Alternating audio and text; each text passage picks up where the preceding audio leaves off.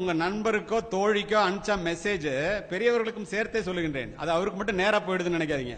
டவருக்கு போயிட்டு தான் வரும். அங்க போனா ஹிஸ்டரின்னு இருக்கும், குக்கீஸ்னு இருக்கும், எல்லாம் சேவ் ஆயிடும். எவ்வளவு நாட்கள் கழித்து வேண்டுமானாலும் நீங்க என்ன மெசேஜ் கொடுத்தீங்களோ, என்ன தப்பு நடந்துச்சோ அத்துணையையும் பார்க்க முடியும். பர்மிஷன் வாங்கணும், அவ்வளவுதான். காவல்துறை அதிகாரியாக நான் சொல்லுகின்றேன், ராத்திரி ஒரு பொண்ணு ஒரு பையனுக்கு 10 மெசேஜ் கொடுத்துட்டு அழைச்சிருச்சுன்னா அதை படிக்க முடியாதுன்னு தெரிஞ்சா பூனை கண்ணை மூடிட்டா உலகம் இருண்டு போச்சுங்கிற மாதிரி அத்துணையையும் படிக்க முடியும். பார்க்காத வரைக்கும் மாட்டாத வரைக்கும் பிரச்சனை இல்லை. பார்க்கணும்னு ஆரம்பிச்சிட்டா பாதி பேர் ஒளிஞ்சான். அப்போ எவ்வளவு ஒரு dangerous game we are playing. இந்த சூழ்நிலையில பிள்ளைகள் என்னெல்லாம் செய்யக்கூடாது? முதல்ல உங்க செல்போன் நம்பரை பேஸ்புக்ல பதிவு பண்ணக்கூடாது. உங்க பாஸ்வேர்டை அதுல பதிவு பண்ணக்கூடாது. உங்க போட்டோவை அதுல போடக்கூடாது. உங்களுடைய அட்ரஸ் அதுல பதிவு பண்ணக்கூடாது. எங்க படிக்கிறீங்கன்னு சொல்லக்கூடாது. உங்க அட்ரஸ் என்னன்னு சொல்லக்கூடாது. பர்த்டே என்னன்னு சொல்லக்கூடாது. இதெல்லாம் சொன்னா அதை எடுத்து நீங்கள் இருக்கின்ற இடத்தை கண்டுபிடித்து உங்களை பிளாக்மெயில் பண்றதுக்குரிய வாய்ப்புகள் அத்துணையும் அதுல இருக்கிறது. ஒரு நியூஸ் பேப்பர்னாங்க ஒன் வே டிராபிக், நீங்க படிச்சுட்டு தூக்கி போடலாம். ஒரு டிவியில ஆபாச படம் வந்துச்சுன்னா நீங்க ரிமோட் கண்ட்ரோலை வச்சு வேற சேனல் மாத்திக்கலாம். ஒரு ஆபாச சினிமான்னா அதுக்கு ஏ சர்டிபிகேட் உண்டு. ஒரு ஆபாச புத்தகம்னா காவல்துறைக்கு பயந்துகிட்டு விற்பான். ஆனா உங்க பொண்ணு கையில் இருக்கிற ஒரு ஸ்மார்ட் போன்ல இந்த உலகத்தில் உள்ள அசிங்கங்கள் அத்துணையும் விழுவும். எந்த கண்ட்ரோலும் கிடையாது. அதை தான் நீங்க வாங்கி கொடுத்துருக்கீங்க. வாங்கி கொடுத்துட்டு பிள்ளைங்க எல்லாம் ஒழுங்கா இருக்கணும்னு சொல்றீங்க. பிள்ளைங்க ஒழுங்கா இருக்கணும்னு சொன்னா பத்தாது, அந்த செல்போனை வாங்கி அதுல என்ன இருக்குன்னு பார்க்கணும். எப்படி பார்க்க முடியும்? நீங்க தெரிஞ்சாதான் பார்க்க முடியும். அதுக்காவது கத்துக்குங்க. பேசிக்கா என்னன்னு தெரிஞ்சுக்குங்க.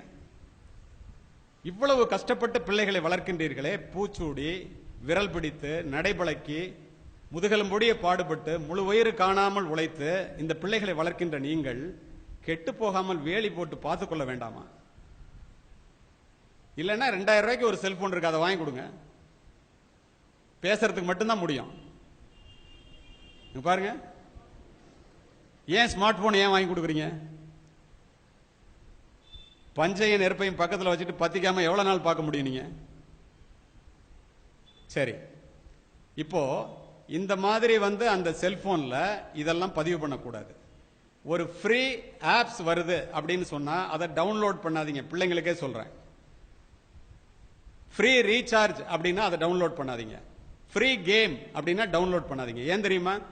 அதுல ஏற்கனவே ஒரு சாப்ட்வேரை உள்ள திணிச்சு வச்சிருக்கான்.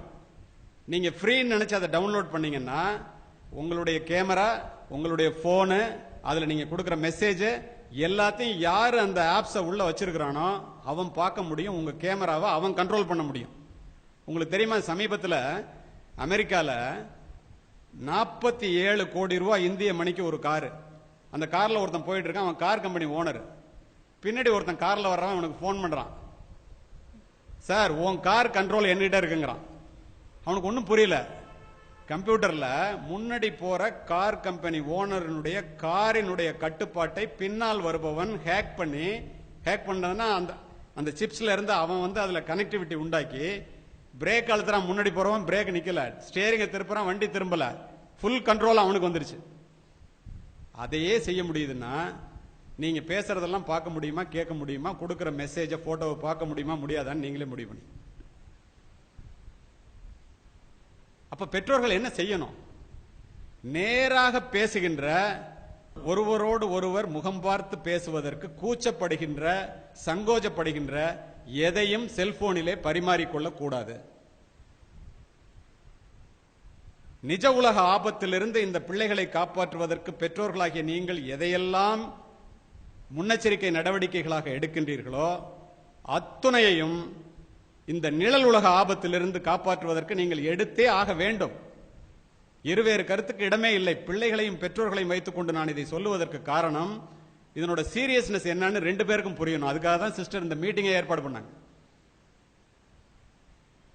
2 கண்ணு தான் பாக்குதுன்னு நினைச்சிட்டு செல்போன்லயோ கம்ப்யூட்டருக்கு முன்னாடி உட்கார்ந்து நீங்க எதை செஞ்சாலும் அதற்கு பின்னால் 1000 கண்கள் பார்த்து கொண்டிருக்கின்றன என்பதை தயவு செய்து அமர்ந்திருக்கின்ற யாரும் மறந்து விடாதீர்கள்.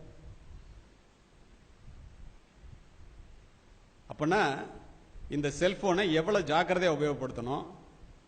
எப்ப பார்த்தாலும் செல்போனை ஒரு பொண்ணு நோண்டிக்கிட்டே இருந்துச்சுன்னா, அல்லது ராத்திரி 9 மணிக்கு மேல செல்போனை எடுத்துட்டு எட்டி போச்சுன்னா புள்ள கெட்டு போகுதுன்னு அர்த்தம். மிஸ்டு காலிலே வாழ்க்கையை இழந்த பல மாணவிகளை காவல்துறை அதிகாரியாக நான் அறிவேன். அதனாலதான் இவ்வளவு ஓப்பனா பேசுறேன். இதை புரிந்து கொள்ள வேண்டியது பெற்றோர்களே, சொல்லிக் கொடுக்க வேண்டியது ஆசிரியர்களே.